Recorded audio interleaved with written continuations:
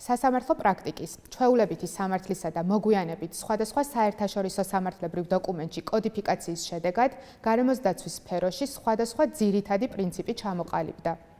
სწორედ მათ შესაბამისად უნდა იყოს შემუშავებული გარემოს დაცვითი კანონმდებლობა და პოლიტიკა. ისინი უნდა იყოს გათვალისწინებული მაგალითად ნებართვებისა და ლიცენზიების გაცემის, გარემოს დაცვის სფეროში სხვადასხვა გადაწყვეტილების მიღების პროცესსა თუ გარემოს დაზიანების დროს პასუხისმგებელი პირებისთვის შესაბამისი სანქციების დაკისრებისთვის. გარემოს დაცვითი პრინციპებიდან განსაკუთრებით მნიშვნელოვანია 4 ძირითადი პრინციპი, რომლებიც თანამედროვე გარემოს დაცვითი სამართლის საყრდენად შესაძლოა მივიჩნიოთ. პირველი ეს არის პრევენციის პრინციპი, რომელიც გულისხმობს ამა თუ იმ ქმედების, საქმიანობის შედეგად მოსალოდნელი ზიანის თავიდან აცილებას. მაგალითისთვის, თუ ნარჩენების გადამამუშავებელი ქარხნის მშენებლობაა დაგეგმილი სასოფლო-სამეურნეო ტერიტორიის სიახლოვეს, ამ საქმიანობის დაწყებამდე დაბინძურების თავიდან ასაცილებლად უნდა დაწესდეს მკაცრი საინჟინრო კონტროლი, შეიქმნას ბუფერული ზონა, მიმდინარეობდეს მონიტორინგი. პრევენცია გულისხმობს პროაქტიული ნაბიჯების გადადგმას გარემოსთვის ზიანის მიყენების თავიდან ასაცილებლად. იქნება ეს ტექნიკური, სამართლებრივი თუ პროცედურული ხასიათის ზომები. რაც შეეხება მეორე პრინციპს, სიფრთხილის წინასწარი ზომების მიღებას, ერთი შეხედვით ის გავს პრევენციის პრინციპს. თუმცა შინაარსობრივად არსებითად განსხვავებულია. კერძოდ ის გულისხმობს წინასწარი ზომების მიღებას შესაძლო მნიშვნელოვანი ან შეუქცევადი ზიანის თავიდან ასაცილებლად იმ შემთხვევაშიც კი, როდესაც არ არსებობს სრული მეცნიერული სიცხადე. ასეთ დროს ადამიანის ჯანმრთელობისა და გარემოსთვის ზიანის მიყენების რისკი არ შეიძლება იყოს ჰიპოთეტური. მტკიცებულებების საკმარისი უნდა იყოს რისკის არსებობის გონივრული ეჭვის დასადასტურებლად.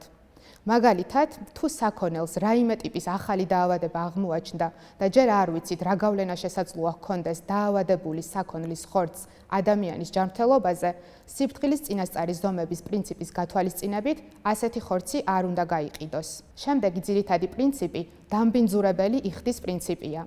შინაარსობრივად გულისხმობს, რომ ის, ვინც იწვევს გარემოს დაბინძურებას, პასუხისმგებელია დაბინძურების მართვასთან, მის აღმოფხვრასთან დაკავშირებულ ხარჯებზე. დამბინძურებელი იხდის პრინციპი არ ნიშნავს მხოლოდ მიყენებულ ზიანზე პასუხისმგებლობას. ის ასევე მოიცავს ზიანის პრევენციისა და დაბინძურების შემცირების ხარჯებს. მაგალითისთვის, ქიმიური ქარხანა, რომელიც მდინარის სიახლოვეს მდებარეობს, წარმოების პროცესში მდინარეში ჩამდინარე წყლებს უშვებს. ქარხანა პასუხისმგებელია დაბინძურების კონტროლზე, მათ შორის უნდა ჰქონდეს შესაბამისი ფილტრები და გამწმენდის სისტემები. თუ მისი საქმიანობის შედეგად მდინარე მაინც დაბინძურდა, ის შესაძლოა პასუხისმგებელი იყოს მიყენებულ ზიანზე, მათ შორის მდინარის გასუფთავებაზე, მდინარის ეკოსისტემის აღდგენაზე, დაზარალებული მოსახლეობის მკურნალობისა და სხვა ხარჯებზე. დამბინძურებელი იხდის პრინციპთან დაკავშირებულია წყაროსთან გამოსწორების პრინციპიც, რომლის მიხედვითაც გარემოსთვის ზიანის თავიდან აცილება ან მინიმუმამდე შემცირება უმჯობესია ზიანის მიყენების წყაროსთან ყველაზე ახლოს. მაგალითად, ქიმიური ქარხნის შემთხვევაში ეს გულისხმობს დაბინძურების ქარხანაშივე აღმოფხვრას, მანამ სანამ ის დიფუზიურად მდინარის საშუალებით სხვა ტერიტორიებზე გავრცელდება. შემდეგი პრინციპი, მდგრადი განვითარება, გარემოს დაცვითი სამართლის ერთ-ერთი უმნიშვნელოვანესი საყრდენია.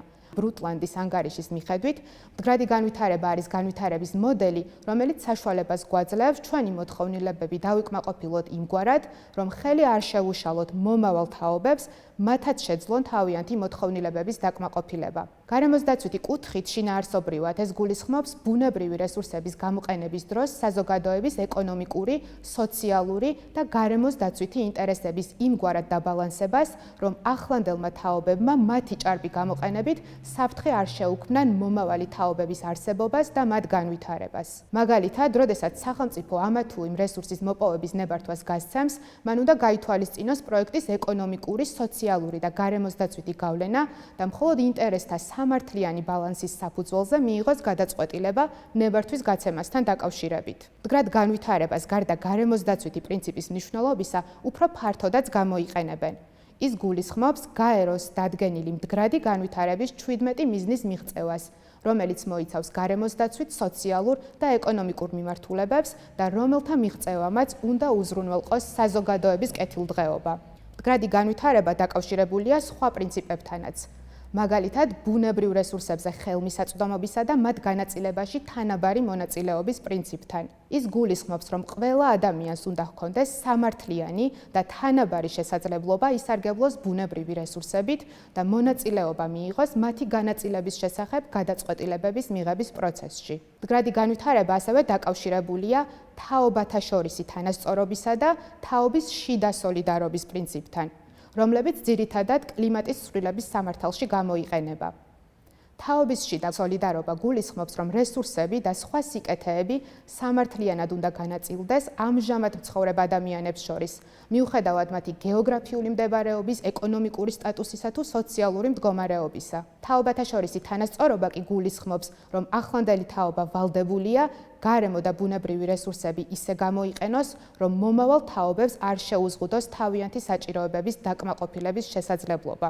ეს და სხვა გარემოსდაცვითი პრინციპები დეტალურად არის განსაზღვრული 1992 წლის რიოს დეკლარაციაში ადამიანისა და განვითარების შესახებ. საქართველოში ისინი ასახულია გარემოსდაცვის შესახებ საქართველოს კანონის მეხუთე მუხლში და გარემოსდაცვის სფეროში მოქმედ სხვა სპეციალურ სამართლებრივ აქტებში.